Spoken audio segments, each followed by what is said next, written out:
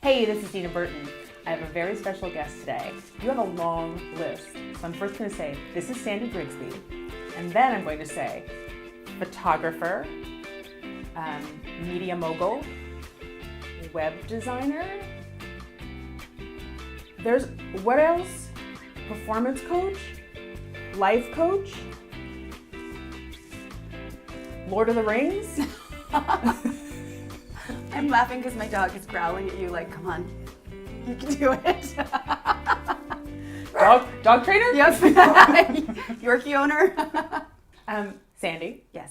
tell us about yourself. Tell us more about yourself. I'd love to know where you're from, a little bit of your history, a little bit about baby Sandy, mid-sized Sandy, and Sandy that I see today, who I'm kind of like a huge girl crush on. I'm a super fan because she does everything. Okay, go. Thank you.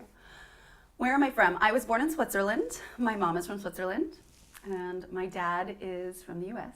He grew up in New York and Texas. You're already fancy. I'm so fancy. Well, when I was one, my family moved to California. Okay. So I grew up in the Bay Area, Mm-hmm. and we spent some time in South San Francisco, and then we moved to Fremont. And from there, because of having a... Fremont to the world. Yeah, Fremont. Because I had this biracial, international family, I was always drawn to travel. Okay. So when I was 17 years old, I won a scholarship, and I studied abroad in Germany for a year. And then I came back, and I was really bored, and so I studied abroad in Argentina for 6 months. What were you studying? I was studying international relations, and in Germany I was studying German, and in Argentina, Spanish and international relations. So I was studying malls while you were doing this. I'm just saying, like, my field of study a little bit narrower. Mm-hmm. Yes. And my dream at that time, or so I thought, because my dad had told me what my dream was going to be, was to be a foreign correspondent. So that's why I thought I was doing it. And the reality of it was I didn't love it. And I came back and I went to San Francisco State, and I realized that doing international relations and all of that stuff was not my passion. So I told my dad I was going to business school, and I moved to Los Angeles, and I went to a fine art school. Okay. Oh, okay. Yeah. So now you have a fine arts degree. Yes. So And I how many have a degree. languages do you speak? I speak 4. 2 of them are a little rough, but I'm fluent in German, English, of course, American Sign Language, Schadenfreude. some The only French, and Spanish. My French is a Un little petit peu. wobbly right now, though. And Espanol.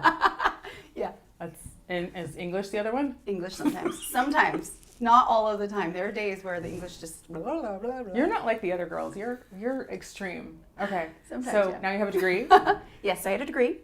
And then I started working in the visual communication space doing websites. You hear growling? Yeah, that's a Yorkie. I am an author. I've written 1 book already. It's a children's book. Okay, Tiffany. It's called I Am Who I Am, and it's to teach children confidence in accepting that they are great as they are. So I have to add author to that long list of things that I said. When did you write a children's book? About 2 years ago. And, okay, catch me up from fine arts degree to children's book author and then to now. Okay, well, I was working for some photographers as their lead graphic designer, helping Okay. build websites. Okay. And that was here in Los Angeles. And I did that for a while. And during that time, my father had gotten sick. So I went back to the Bay Area to help him when he was in hospice. And I stopped doing graphic design work for a while, and I started doing spokesmodeling. And I had already been doing modeling since, I don't want to date myself, but it was for a very long time. She was a young nugget. Yeah, I was very young. I was just a young thing.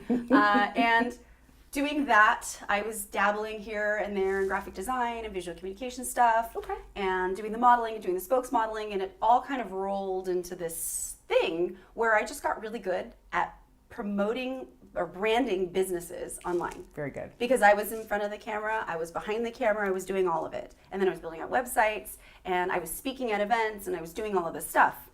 And when I moved back to Los Angeles, I started working for people in the jewelry industry. And then I started photographing their jewelry, which is really when I sunk my teeth into the photography. I had been doing it more Okay. for fun before, like when I would travel or taking pictures of my dog. Okay. But it became a business when I started doing it for the websites I was building. Got it. And then the clients that I was building websites for would ask, oh, can you take my portrait? And then I did that. And then I realized I really enjoyed taking pictures of women in particular because I could help bring out their confidence because I knew how it was to be in front of the camera. So I would just teach them the tips and the tricks that I have learned over the many years that I was in front of the camera, and it became a thing, and now that's what I do.